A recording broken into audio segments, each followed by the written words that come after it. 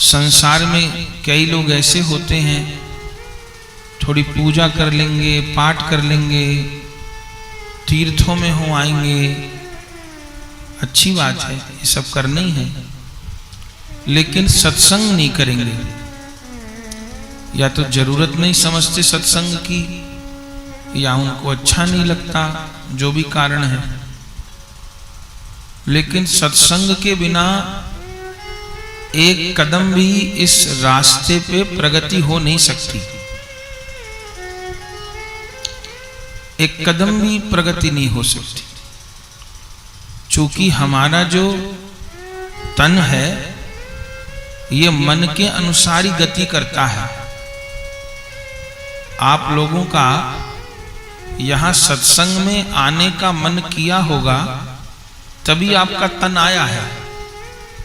गांव में बहुत लोग हैं और अपने घर पर बैठे हैं पांव फैला के।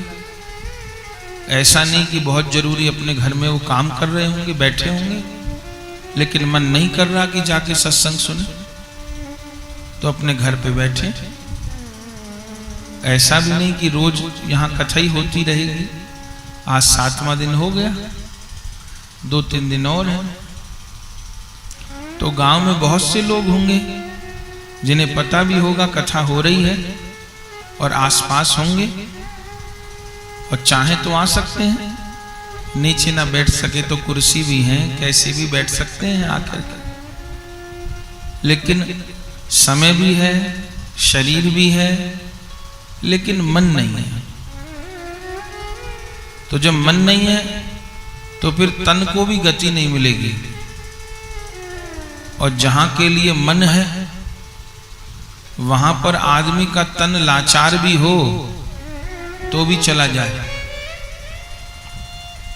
जब 2016 में नोट बंद हुए 500 और 1000 के, तो हमने देखा बुजुर्ग लोग बिल्कुल लाचार, चल फिर न सकें, वो भी घिसटते घिसटते बैंकों के दरवाजे पे जाके खड़े ही हो गए।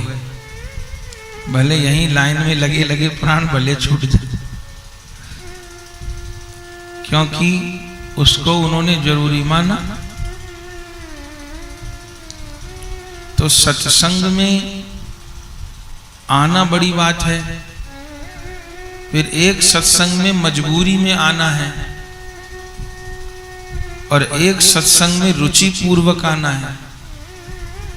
एक तो इसलिए कि भाई आयोजन हो रहा है, चलो जाकर के बैठ जाते हैं, हम भी कुछ अच्छी बात सुनने को मिलेगी। एक रुचि पूर्वक आना है, और फिर हम सत्संग में बैठे और सत्संग हम में बैठा, इसका परिणाम क्या है? बोले भगवान की लीला कथा में प्रेम हो जाएगा। ये हम नहीं कह रहे, भगवान श्री राम ने शबरी मैया को जब नवधा भक्ति का उपदेश दिया तो प्रथम भक्ति क्या कही? प्रथम भगति संतन कर संगा,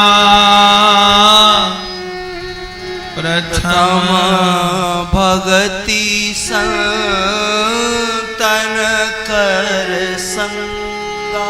पहली बात, ये किसी व्यक्ति के मुख की चौपाई नहीं है, ये स्वयं भगवान श्री राम के मुख की वाणी है। शबरी माँ को उपदेश दे रहे हैं, अपने से दे रहे हैं, कह रहे हैं सुनो शबरी, पहली भक्ति क्या है?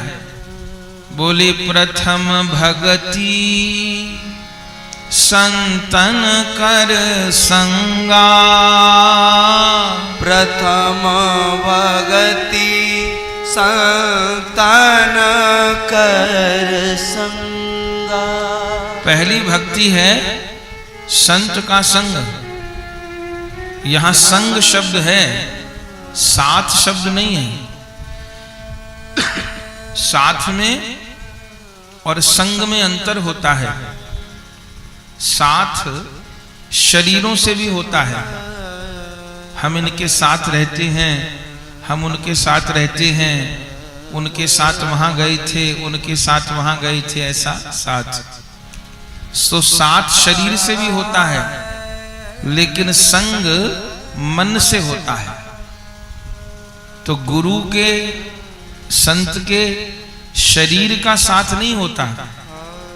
शरीर का जिसको जितने दिन सेवा का अवसर मिल जाए उसके बड़े भाग हैं, पर संत सदगुरु के शरीर का साथ नहीं होता, उनके वचन का संग होता है, उनकी वाणी का संग होता है, उनके भाव का संग होता है, उनके ज्ञान का संग होता है। वो सब समय करना होता है। गुरु वचन के रूप में सदा निकट रहते हैं, गुरु ज्ञान के रूप में सदा ही निकट रहते हैं। तो संग करना होता है, और संग मन से होता है। एक सत्संग होता है, एक कुसंग होता है। कुसंग तो हम लोग बहुत किया करते हैं। कभी निंदा सुन के कुसंग करते हैं, कभी और कोई खराब बात सुन के कुसंग करते हैं, कभी कुछ खराब देख के कुसंग करते हैं। तो बात है संग की।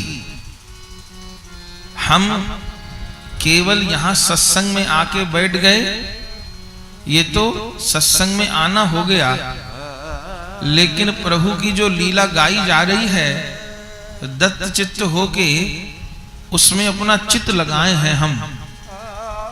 ये एक एक शब्द जो यहां कहा जा रहा है, ये मेरे हित के लिए कहा जा रहा है। जितनी कमी है वो मेरे में ही है, जितनी कमी दूर करनी है वो मुझे ही अपने भीतर करनी है, जितना सुधार करना है मुझे ही करना है।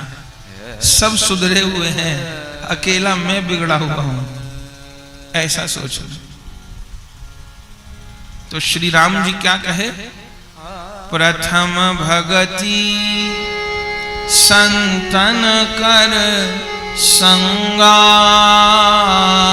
प्रथम भगति संतन कर संगा।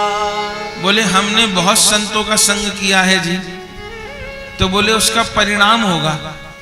जैसे कोई कहे कि मैंने पहली कक्षा पास कर ली, तो पहली कक्षा पास कर ली, इसका क्या प्रमाण है?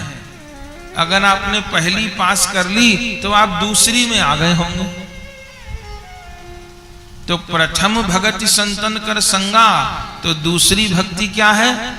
बोले दूसर रति मम कथा प्रसंगा, दूसरी रति मम कथा प्रसंग। पहली भक्ति संत का संग है, और उस संत संग का जो परिणाम है, दूसर रति मम कथा प्रसंगा। भगवान के लीला चरित्र में रति हो जाएगी।